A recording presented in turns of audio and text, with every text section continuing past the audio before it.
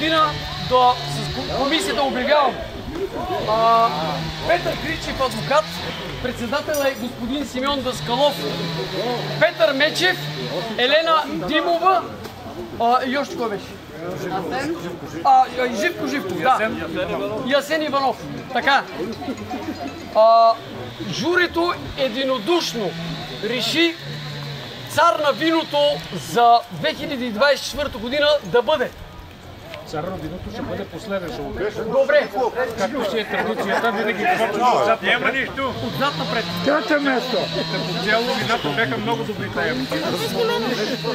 Само за малко внимание, моля ви се.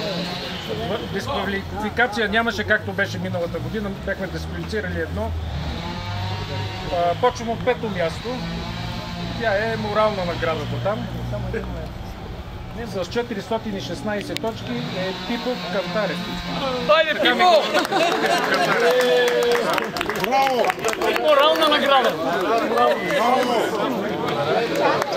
Отче, по-малко са фотография. Не можахме се да Така. Четвърто място. Четвърто място Кирил Николов. Киро!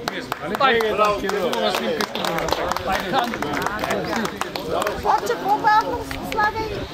Тая година имаме 2 трети места. Комисията беше четно число и нямаше как, нали? И направихме 2 трети места. Сега, който го прочита първи, не е по-хубави от другия. Просто така беше подреден. Петър Мечев и Огнян Дарелов. Дарелов Има и награда. Майкола ще се почерпим, бе! Така. Огню Дарелов. Огнян Дарелов, къде е? Добре, това е за Огнян Дарелов. тук на Огнян Дарелов.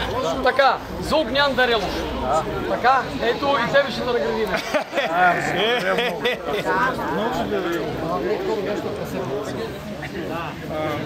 Второ място е този, който има и място за гледане на прасе. Е Просе Ников.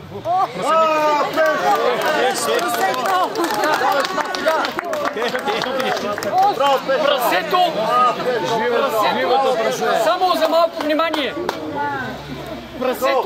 Прасето е специална порода странджа сакарска. Малкият в уилито по Шириев е. Браво, Пешо! До вечера от дома. Къде е прасето? Дечко стане.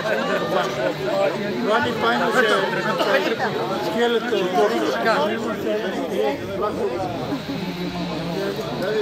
Така. Прасето е живо. Здраво. И живо здраве. Уилито по Шириев е. Мога да оставим да гледаш там.